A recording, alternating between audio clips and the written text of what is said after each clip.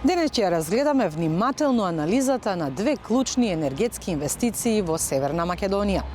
Новиот интерконектор за гас од Грција и планираните гасни електрани со комбиниран циклус во Битола и Неготино. Анализата ја изработи Екосвест во соработка со регионалниот центар за истражување на енергетски политики од Унгарија. Целта на гасоводот Грција-Македонија е јасна – диверзификација на изворот на гасот. Моментално снабдувањето зависи од гасоводот од Бугарија. Новата траса од Грција отвора врата за пристап до глобалниот пазар на течен природен гас и азербејџански газ преку гасоводот ТАП. Ова ја зајакнува безбедноста на снабдувањето. Новите комбинирани гасни електрани, доколку се изградат, сите планирани единици, драстично би ја зголемиле потребата за газ.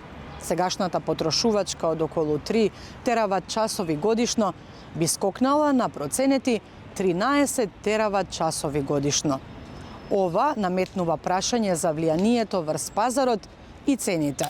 Анализата се темелеше на комплексно пазарно моделирање, користејќи го европскиот модел за пазар на електрична енергија и пазар на газ. Истражувачите тестира различни сценарија со и без нов гасовод, со и без гасни централи, како и со променливи цени на природниот газ.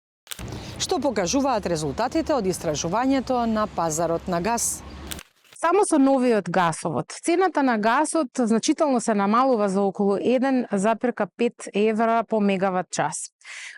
Доколку се изградат и гасните централи, ова намалување е помало, изнесува од 0,3 до 0,5 евра по мегават час.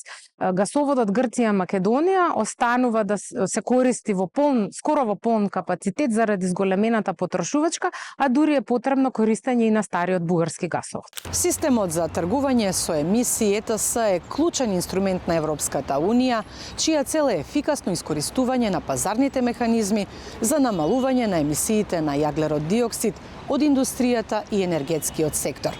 Ако ние сме дел од ЕТС, тоа дополнително ја намалува профитабилноста на гасните централи, бидејќи цената на емисиите го зголемува оперативниот трошок.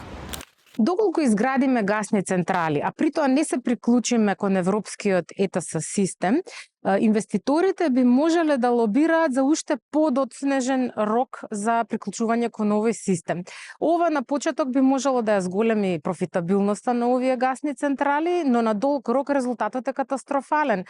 Ние всушност ќе емитуваме многу повеќе CO2 и при тоа нема да бидеме во состојба да ги исполниме климатските цели.